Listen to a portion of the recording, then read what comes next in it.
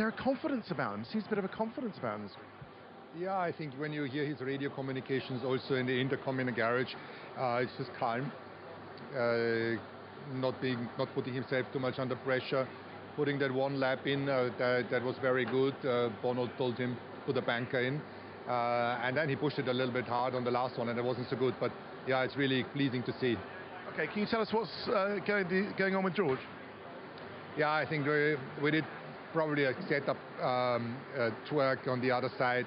Something we expected to have less impact than it had, and it put the car in the nose, so too much oversteer, and that made it very difficult for him.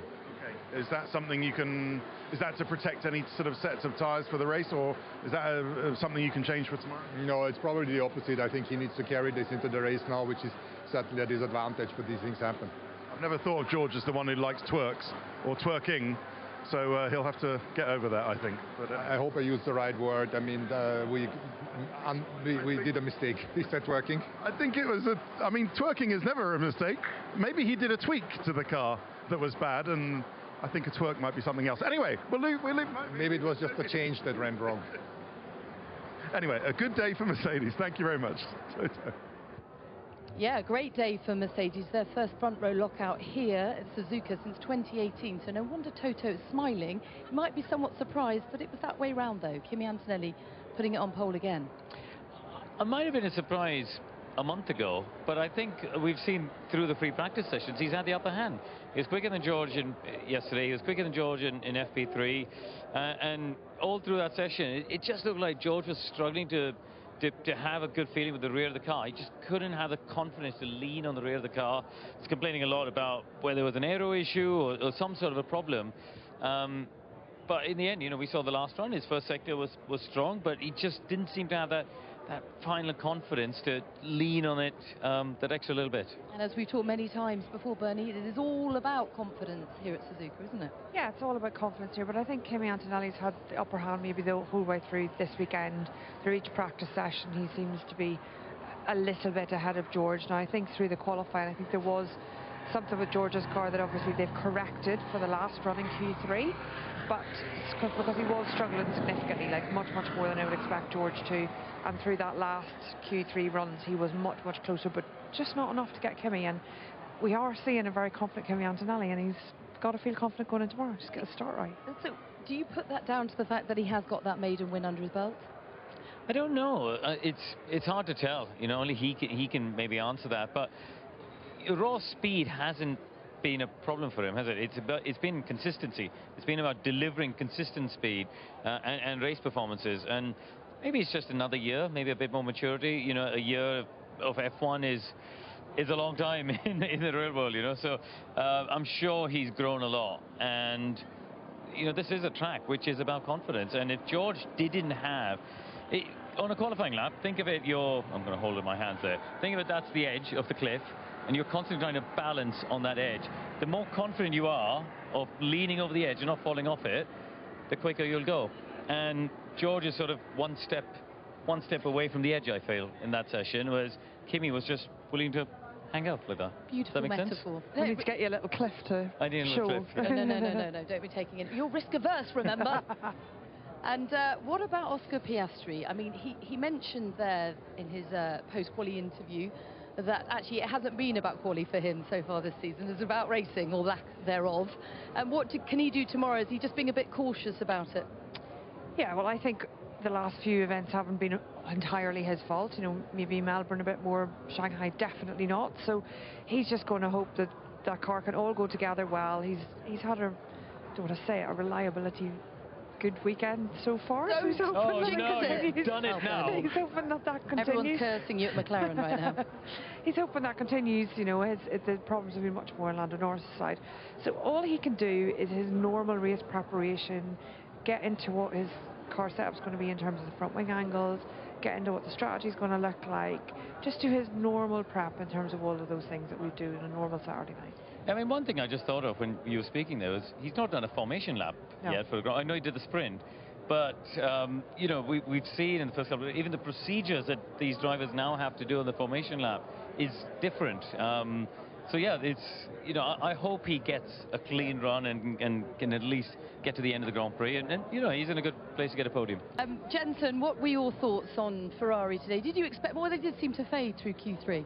I think he just didn't get the lap together. It looked a little bit tricky to drive, as Karun just pointed out, with Charles at the hairpin, the rear of the car breaking away, and then you can't get into the apex, and you're just waiting the whole time. And then he had the big snap on the exit of Spoon. So yeah, there was definitely more there.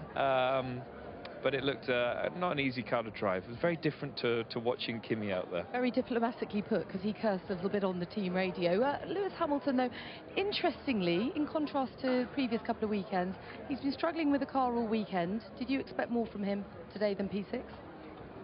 Not necessarily more than P6, I would say. He has been struggling a lot of the weekend. I think that he actually had a better qualifying than what earlier in the weekend showed, just behind his teammate there in that P6 position, like you say. We heard, like you say, Charles Leclerc complain. When you look at the compare between the Ferrari and that Mercedes, for example, a lot of the lap time loss is in straight line, which indicates to me that it is engine deployment or how the battery is managing the energy around the lap. So maybe that matches what, you know, Fred Vasseur has been saying, that Ferrari power unit is behind the Mercedes. So I think that's a bit of their frustration there. It's not necessarily the car. You know, Jensen and Karun have gone through the struggles that they've had with the chassis in certain corners, but also then they're losing on the straights relative to the Mercedes, which is power unit. Do you not think some of it is, though, because they're losing on the exit? Yes. Yeah. So some of it will be, but even still, even if they have a similar exit speed, you still see the traces diverge down the straight, so they still lose down the straight, which I guess could be more downforce, but it doesn't look like that in the corners. Yeah, it was interesting. I asked someone at Mercedes about that, because Charles was quickest in Sector 1. Their theory is that the Ferrari's is just carrying more downforce and more drag, but the truth probably lies somewhere in between, doesn't it? We don't ever fully know. But what I'm interested to see is where that form goes between the two of them, because we saw last year in Melbourne and China, Lewis was as quick, if not a little bit quicker. Charles in China was quite downbeat, saying, I'm not very good at this track. He's come here and he's taken a step. Is this a repeat of last year, or is Lewis able to bring it back and match him? That's what I'm interested to see when we go to Miami and beyond. Did you expect more from Lando Norris today? No, he's had a tough weekend, hasn't he? He's hardly done any mileage in the practice sessions. He's been a bit behind all through, and honestly, I think he is sort of where I expect him to be. Okay, well, let's hear from him now. He's in the pen with Rachel. Hi Lando, you've had a lot of time in the garage this weekend. Did that affect your rhythm for qualifying, or do you think you still got the most out of those laps today? It's a very difficult question to answer. I mean, it certainly impacted our ability to test things, try things, get comfortable with the car early on. Also do high fuel running and prepare for tomorrow. Like, I've done no high fuel running, so it's certainly just been difficult and tricky, and I've been playing a lot of catch up this weekend, even into qualifying. I don't want to say all of the gap today was simply that. I certainly don't feel like I was on top form and got everything out of it, and I made a couple of mistakes in my final lap. As it did, it seemed like everyone made or went a little bit slower, bar a couple. So yeah, I think I did a good job. Like, I'm happy with P5. Was very close to Charles, and it was a small gap, so you know it hurts a little bit more knowing the gap was that small. But otherwise, I feel like I did a good job. Could have been better, yes. It also could have been a lot worse, you know. So I'll take it on the chin, and then I'll prepare the best I can for tomorrow. It did look yesterday as though you'd closed the gap a little bit to Ferrari, and you'd found some performance or some solutions. Do you feel the same way today or not? I mean, we did yesterday. It's always hard to know how much other people, you know, when they turn up the engine and that kind of thing. So we certainly felt better yesterday. This morning then felt quite a bit worse, and we were a bit confused as why we seemed quite a long way off. But then we seem to take a step forward again into quali now. So it just seems a bit up and down for whatever reason. So it's just sensitive. I think the cars are sensitive to wind conditions, temperature, all those things, and also just you never know what other people are doing. So I think we're happy with the result as a team today. Thank you. Andrea, is it a measure of how much this is a better weekend for McLaren that you're actually mixing it with Ferrari in qualifying? Yeah, I think so. I think there's some indications of progress from a performance and overall competitiveness point of view. I think this progress comes from the fact that we are getting a little bit more out of the chassis through the setup, but mostly we are getting more out of the power unit. We have always talked about how difficult with this new generation of power unit it is to exploit, but we are getting more familiar with it. We are collaborating better with our HPP engineers, and I think this is rewarded by cashing in some lap time. Having said that, it's positive that in qualifying we are there with Ferrari, but Mercedes is still one step ahead. Okay, and between the drivers, good recovery from Lando, and Oscar's just looked on it all weekend, really. Well, Oscar has driven very well throughout the weekend, and honestly, Oscar has been fast throughout the season so far. He just hasn't had the chance to show it, because in 2 races he was not able to take part. But I think Oscar is in really good shape, so hopefully tomorrow he will have the chance to show it. Lando, we have to say that as a team we kept him on the back foot because we had some delays in P1, some problems in P2. This morning in P3 we needed to change the battery once again. Doing his best to minimize the impact of this disruption. He's doing well, very happy with Lando and Oscar how they are driving. Hopefully, like I say, tomorrow we will be able to have a normal race and cash in some points. Well, some points. Podium, can you stay ahead of Ferrari? I think Ferrari have shown that they gained some relative pace in the race, so I would be positively surprised that we are in condition to compete with Ferrari for podiums. We have seen progress this weekend, so definitely we will be there. It's also racing, anything can happen. We will try and have a go at podium, of course, but we know that we have to improve the car, and above all we have to bring some upgrades. That's the plan for the following race, and then we can be more steadily fighting for a podium and hopefully later on in the season for the victory. Okay, thank you very much, Andrea. Thank you. Andrea doing very well to manage expectations though, but it speaks volumes for their season so far that all he's longing for is a normal race. Yeah. I mean, it tells you everything, doesn't it? Yeah, let's get 2 cars to the finish, get loads of data and see where we go from there. So, no, I think that's not a bad qualifying effort, especially from Oscar. You know, he says he's a chunk away from Mercedes, but it's just over 3/10. It's not that bad, you know, and they've been on the back foot a lot this year. So, yes, I look forward to them both starting the race tomorrow and finishing the race tomorrow. Hear, hear. Lando Norris, that's his best qualifying of the year, and in P5, and Oscar Piastri's P3 is the team's best qualifying of the year. So I'm sure you echo Jensen's sentiment of just getting to that checkered flag, or at least starting the race. Yeah, I do totally echo that. I would argue that the driver-engineer split, I would say 4/10. He says 3/10, if that's okay. That's okay. 0.394 probably. Got 3 in front of it. Classic driver versus engineer chat. As soon as he said it, I was like, here we go. Here we go. Yeah, you know, I think McLaren they've moved their qualifying performance on. That is clear. A lot of that, as Andrea said there, is the deployment, working with Mercedes to get the best out of that engine. They were a little bit, as a customer team, on the back foot with that. That step is there. Now the next step is that reliability, you know, getting that car through the entire race, getting both cars through the entire race tomorrow, because their race pace has actually, you know, not been too bad when we look at Shanghai, or we look at Melbourne, sorry, for Norris. So they've got to be confident. They've just got to, like you say, got to get the data. Welcome back to Suzuka, where Kimi Antonelli has put it on pole. But let's hear from the man that he replaced at Mercedes, 4-time winner here, Lewis Hamilton. Lewis, from the data we saw, it looked like you were faster in the corners than Charles, but slower on the straights. Is this an element of this year's racing that every driver sort of has to adapt to, or how are you feeling in the car, do you feel? I'm generally feeling, I was feeling pretty decent. I mean, it's just we're not very quick. I mean, compared to the guys in the Mercedes and a little bit the McLaren. Yeah, my first lap I was up, and then I lost 2.5 tenths just on the straights, just from I had a snap, and then it changed the deployment, and then that was it. So, and at the point I was up, so I probably, if we didn't have that problem, I probably would have finished. I probably would have had 4th. But other than that, it's just the way it is.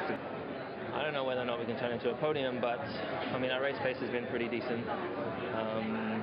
it looks like McLaren have taken a step forward. Naturally, they've got the Mercedes engine, which is a long way ahead of us at the moment. And yeah, we've got a huge amount of work to do. To be 8/10 off or 7/10, whatever it is, even if you bring an upgrade of a couple of tenths, 3/10, 4/10, it's still a long way off. So to close that gap is going to take a mighty push from everybody. All right, excellent. Oh, a tiny moment in qualifying at the moment seems to really cost drivers. You're not able to recover from it. Can you tell me why qualifying is so frustrating for you right now and what you're dealing with? It's very frustrating because coming Q3, at least myself, and that's how I approach qualifying since forever, you go into that last lap and you try things that are a little bit above whatever you've tried before. And when you do that, the system needs to re-optimize everything while you are driving, basically. And so that, for some reason, whenever I get to Q3, I start losing time in the straight. So I make time in the corners, I lose time in the straight. And this is very frustrating because you never really put a lap together because you're always compromising one thing for another. And that's a little bit frustrating, but it's the way it is for everybody. I felt for some reason that we are a little bit more exposed to that compared to maybe the Mercedes engine, which is something that we need to look at. I also know that the FIA is obviously trying to understand what other things we can do to fix those issues going forward, because it's still something that everybody has. But yeah, apart from that, I was actually very happy with my lap. I've had a moment in turn 8, but actually this doesn't have any implications in whatever I've had later on. For, like engine power unit wise, it didn't have any influence. Do you feel then that your driving skill and your talents are being limited somewhat then at the moment? I mean, I feel like this would be quite arrogant to say it like that, but surely I think for everybody, like going into Q3 is just not the nicest feeling, because we want to be at the limit of those cars, and whenever you play with those limits, not only you pay the price of a small snap, but you also pay triple the price in the straight. And this is very frustrating because qualifying, it's all about us trying to find the limit and to play with the limit. And at the moment, whenever you play with the limit, you get destroyed in the straight. So you've got to stay right underneath it, which is an art in itself. And I mean, all the good drivers need to make the difference anyway. But I think it's less rewarding for the drivers that like to really push over it, and most of the time in Q3 that's paying off, but not with these cars. Thanks, Charles. Thank you. When you consider Ferrari's great starts and incredible racing, do you expect qualifying to be a distant bad memory for them come tomorrow? Oh, well, if he gets in the lead, yes. But if he's not able to, they're very good at starts, but it's a lot of cars he needs to pass into turn 1. It's also not a very wide track either.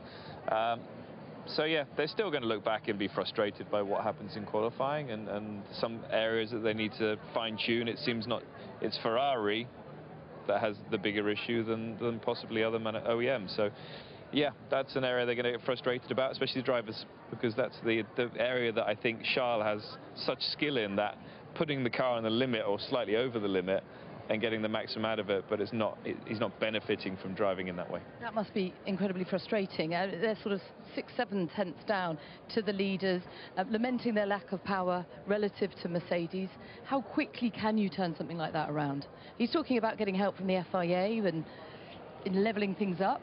Yeah, you know, what kind of timeline are we talking?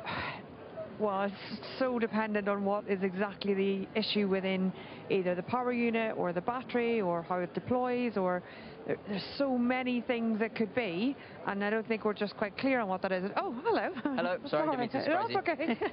I could see Natalie laughing at someone. I was like, what's going on behind me? But she was in full flow. She was having a moment. Did you finish your point? No, it's fine. We can move on. Let's move on. I liked it. I mean, I liked it. Fine.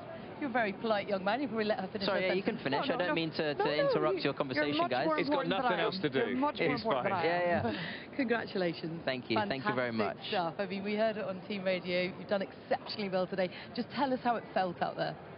It was a lot of fun. I mean, to be honest, it's not been an easy week so far. I missed all of P2. I missed a good chunk of P3 as well with some issues.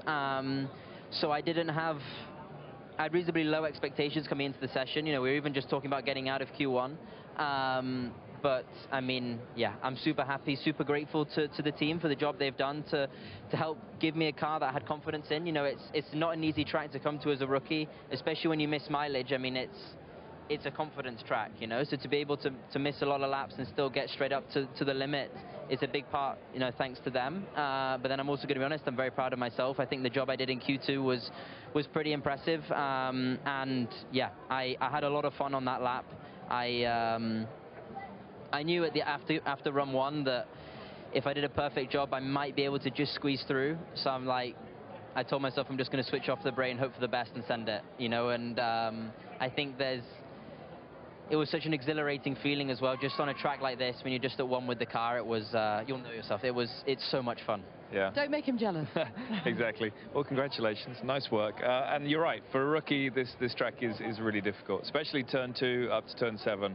You don't breathe. It's difficult to even think at that moment. How was it for you through there? Can you let us know how it feels? And yeah, I mean, it felt good. I mean, I haven't done that much driving, so my sort of reference, I mean, FP1, obviously the grip was low, it was sort of sliding around a lot on both axles. Then FP3 was a bit better. But now in quali, it was, you know, the thing was pretty pinned. And I don't know, you're so on the limit, it's always moving a bit, but you kind of just switch off the brain and send it. And yeah, it's hard to describe. I mean, sort of many moments through that section, but yeah, you kind of just have some fun. I was just going to ask, we were talking a lot, particularly in response to Charles Leclerc's comments, which you won't have heard, saying that the progression through qualifying, it's hard to track from Q1 to Q3 with the track improvement, with you pushing a little bit more. You're obviously learning a lot, having missed a session. Just talk us through that process in the car from your first run in Q1 to the final run in Q3. How are you deciding where you're going a little bit deeper into a corner or a little bit more aggressive? So, I mean, obviously on lap 1, run 1, you just kind of, you make a baseline. Obviously, you don't want to, you need to get on it, so you sort of do your first lap, try to be on the limit, and then you make a step you push a bit more on lap 2, hope that's enough to get into Q2. And then for me, it was kind of really just trying to put a really solid banker on the board in run 1 of Q2, and then run 2 of Q2 was just send it and, you know, hope for the best, see what's left. I mean, obviously Charles in a bit of a different position. He's got a car that's a bit easier to get into Q3, but I mean, yeah, I was trying to build up and then just sending it with everything I had on Q2. I think I could have done a bit of a better job in Q3, to be honest. I don't think I nailed that. Sorry. No, but I mean, you're being tough on yourself.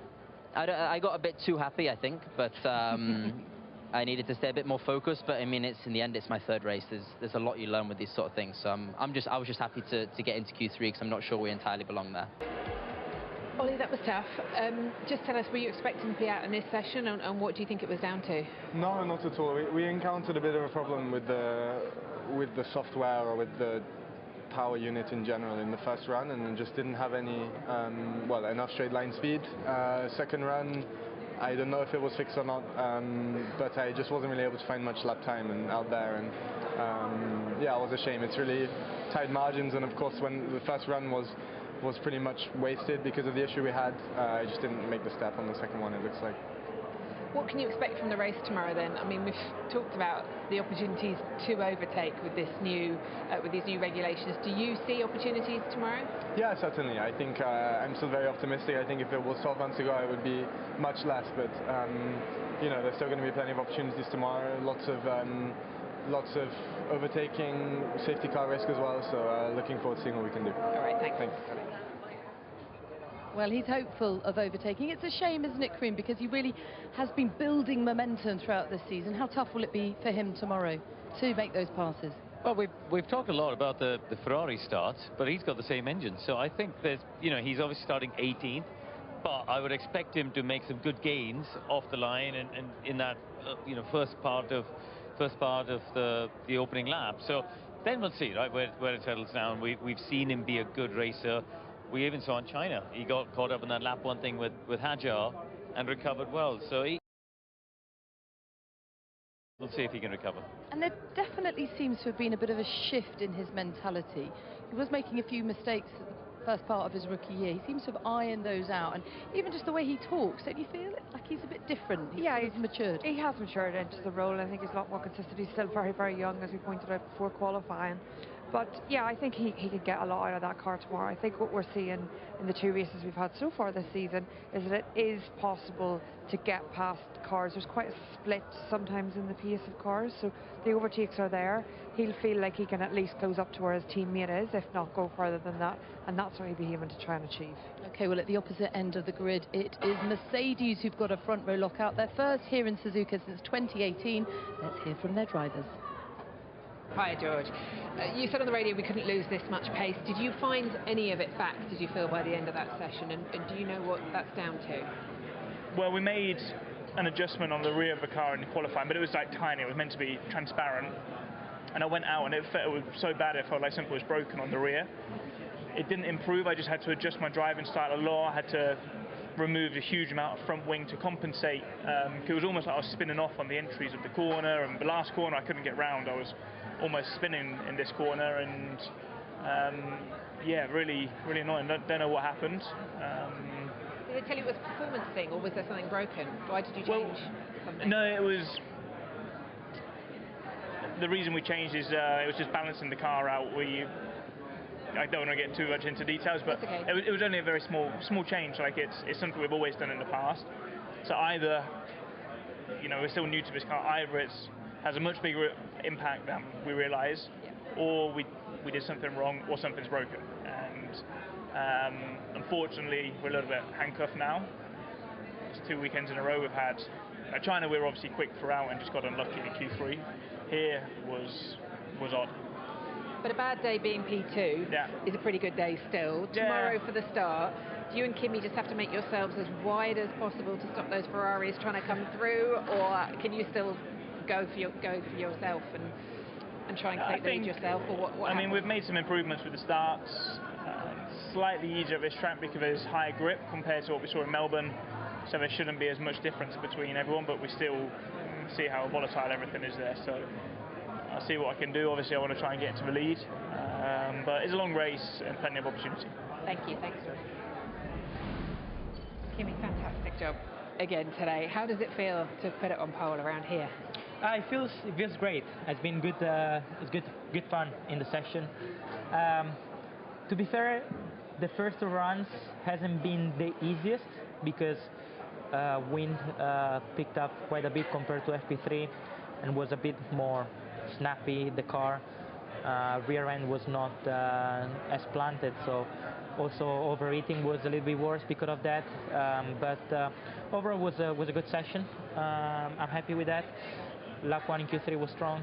Lap 2 I overdid a little bit because it was a strong lap, but yeah, happy with it and looking forward to tomorrow. So, what could stop you from the win tomorrow? What would be the biggest concern? Is it the Ferraris coming through? Is it your teammate? What would be the one thing that you would think that could stop me tomorrow from winning? I think can be my teammate, can be myself, to be fair. But I'm not gonna worry too much about it. I'm just gonna focus on what I have to do, trying to get the procedure right, good start without overdoing it, and then trying to, hopefully we'll be P1 into turn 1, and then we can make the best use of the free air and I'll try to set the pace. But of course, I'm just gonna, try to work on what I have to do together with Bono and my other engineers, and in order to be as ready as possible for tomorrow. Great job, well done. Thank you.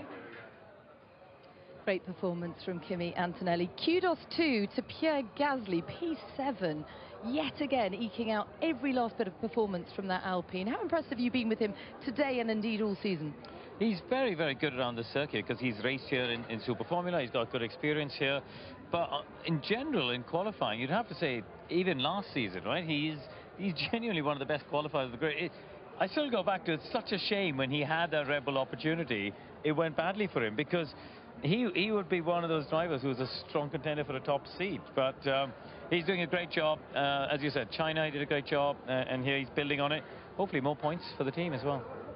Gabby Bortoletto, have a quick word on him. I mean, it looked at one point as if both Audis were going to get through. to Q3, but ultimately it was Bortoleto who's put it P9 for tomorrow. Again, a really strong weekend for him. Are they going to feel like they missed out, though, with Hulkenberg? Yeah, I think Hulkenberg will feel disappointed that he's not up there as well. I think it was very fine margins, you know, to progress through at times.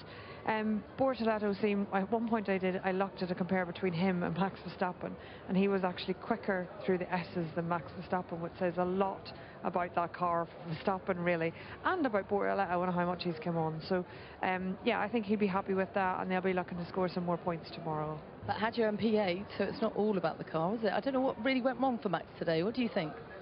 He just didn't unhappy with the rear of the car. You know, clearly they've tried to make some changes. We saw the cars on the setup wheels. It's not worked. It's going to be a long afternoon trying to hang on to that tomorrow. Okay, who is your name for the winner tomorrow? Kimi. I'm going to say Kimi. I have to agree. Okay, well, let's see if George Russell can take the fight to his teammate. Can Ferrari do something? And indeed, to the McLarens.